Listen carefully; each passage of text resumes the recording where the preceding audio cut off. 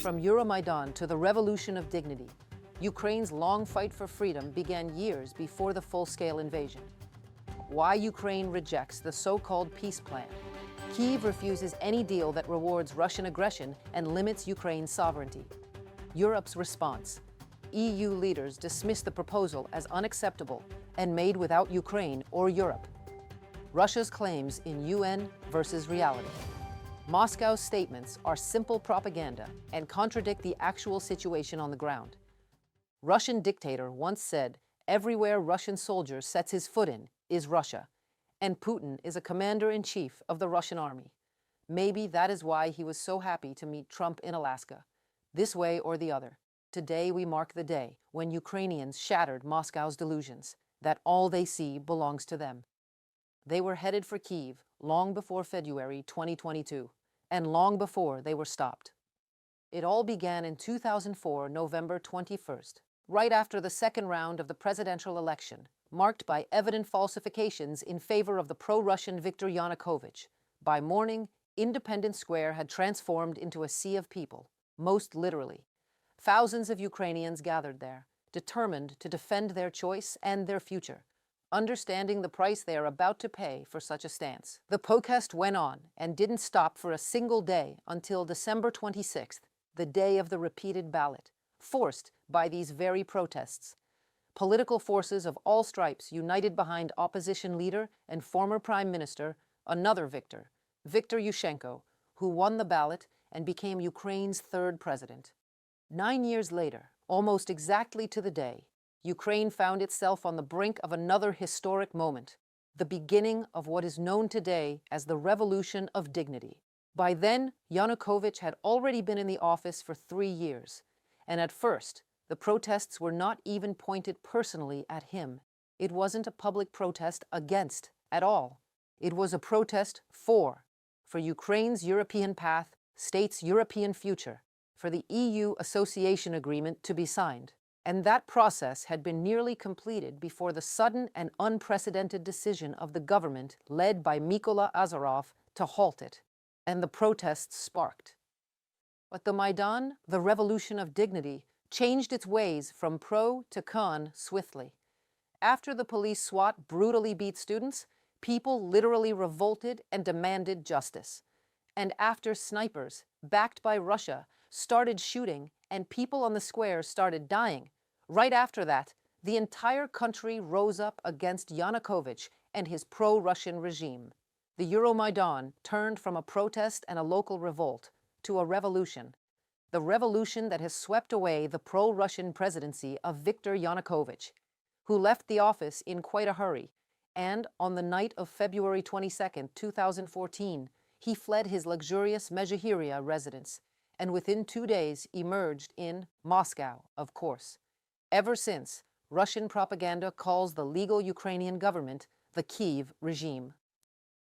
Meanwhile, even before Yanukovych fled the country, on February 20, 2014, Russia invaded and annexed Ukrainian land. I'm talking about the peninsula of Crimea, and began its operation to occupy it, and within weeks launched the annexation and aggression with a war in the Donbas Oblast. And so Russia's war against Ukraine has now lasted nearly 12 years, with almost 4 of those being the period of Russia's full-scale invasion of Ukraine. The world is watching today. Today, Ukrainians pay tribute to the patriotism and courage of citizens who in the autumn of 2004 and in November 2013 to February 2014 rose in defense of democratic values, human and civil rights and freedoms, the national interests of the state and its European choice. And there is more to that.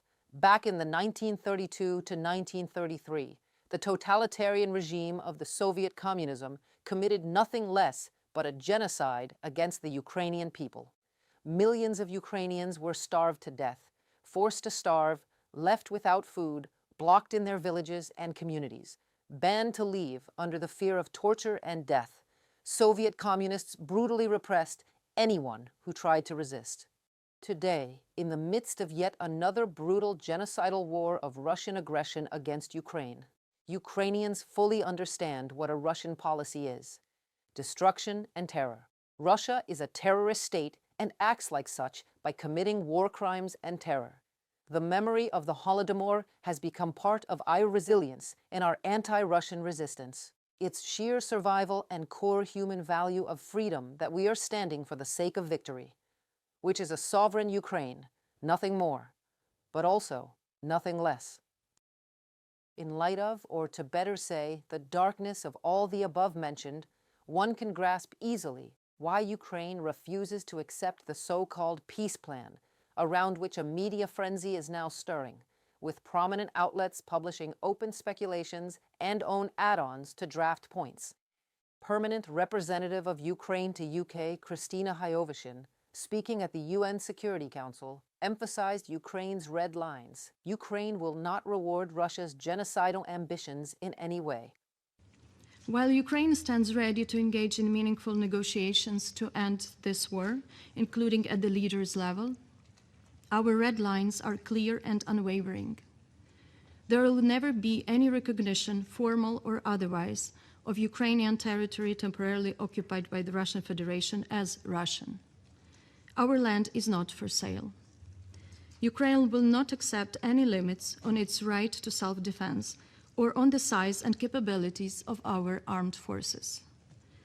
Nor will we tolerate any infringement on our sovereignty, including our sovereign right to choose the alliances we want to join. Any genuine peace process must respect a fundamental principle: nothing about Ukraine without Ukraine, and nothing about Europe without Europe. Not only Ukrainians are opposing the proposed so-called peace plan, and not only us are calling it so-called. The European Union has firmly pushed back the new proposal, noting that no European ministers were involved in its development, reports Politico. Czech Foreign Minister Jan Lipavsky emphasized in Brussels, ahead of the EU Foreign Affairs Council meeting, that any Munich-style agreement regarding Ukraine is simply unacceptable. The European Union has a clear plan for establishing peace in Ukraine, consisting of just two clear points. In order to end this war, you need the Ukrainians and the Europeans also to agree to those plans. So, of course, Putin could end this war immediately if he just stopped bombing civilians and killing the people. But we haven't seen any concessions on the Russian side. We welcome all the meaningful efforts to end this war, but like we have said before, it has to be just and lasting. That also means that the Ukrainians, but also Europeans, agreed to this. Meanwhile, the Russian representative at the UN Security Council, which is an oxymoron itself, right, keeps repeating the same mantra straight out of the Russian propaganda playbook.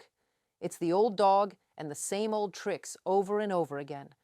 Kyiv regime is forcing its people to fight to the last Ukrainian, and that Ukraine is the one pushing for an urgent ceasefire as it is tired and can't fight anymore, and that any escalation of the conflict somehow serves President Zelensky and his cronies, and I like it most, as it is a tip of an iceberg of absurdly, claiming that Russia has been begging Ukraine to stop the war for peace for a long time, while we in Ukraine just, pay attention now, stopped responding to these calls. Just last week, Ukraine's first deputy foreign minister, well known to us all, Mr. Kyslitsia, openly said that Kyiv has officially suspended peace talks with Moscow.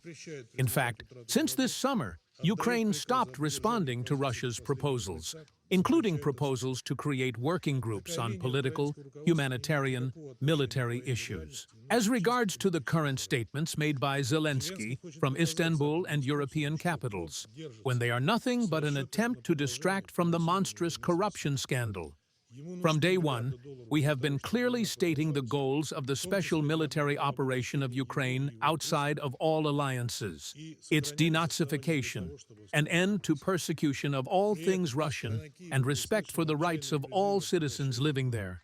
But we see no genuine desire to sit down and discuss key aspects of resolving the Ukrainian crisis in Kyiv. We have asked Russia to halt its attacks and meet directly with Ukraine to negotiate a peaceful settlement. Unfortunately, the fighting continues. tragically causing more civilian casualties. Well, of course, the claims of the Russian envoy don't match reality in any way, as they were never supposed to, just as they do not match the so-called peace plans at all. We wonder, under which part of the plan do military convoys of the Russian army fall that are moving towards the Zaporizhia direction right now, as you are watching this? And recently, Putin held a meeting with the military about the situation in the conflict zone, literally stating, we quote, "In Ukraine, it's no longer a political leadership, but a criminal gang, that Zelensky is sitting on a golden toilet pod and doesn't care about the fate of Ukraine and ordinary people, soldiers or officers, and that the goals of the special military operation must be achieved." Look who's talking, a man who came to power in Russia when Zelensky was 17 years old. And now, in 30 years, all the same messages are being repeated at the UN Security Council by Minister of Russian Foreign Affairs Sergei Lavrov and by Putin himself. Here it is freshly baked, coming immediately after they supposedly proposed a so-called peace plan. But what really was said at that meeting with Putin's military commanders? Nothing new. Usual communist arrogance. Russia again declared a string of supposed victories on the front. Gerasimov claimed that Russian forces had liberated Kupiansk, taken control of 80% of Vovchansk, and advanced in the Dnipropetrovsk and Zaporizhia regions. According to the Ukrainian General Staff, Kupiansk and Kupiansk remain fully under Ukrainian control, with counter-sabotage operations underway. Russia's claims about encircling 15 Ukrainian battalions is also pure fiction. The settlement is too small to physically hold that many units. Moscow's reports of controlling 80% of Vovchansk and 70% of Pokrovsk are also false, says General Staff. In Pokrovsk, Ukrainian troops continue search and assault missions, neutralizing enemy groups and improving logistics routes. Ukraine's military leadership says Russia is pushing out these narratives to conceal its critical losses suffered during relentless meat-waver assaults. That's all for today's News Digest. Stay informed, stay alert, and keep following Ukraine's story as it unfolds. Subscribe and turn on notifications to get the latest updates first.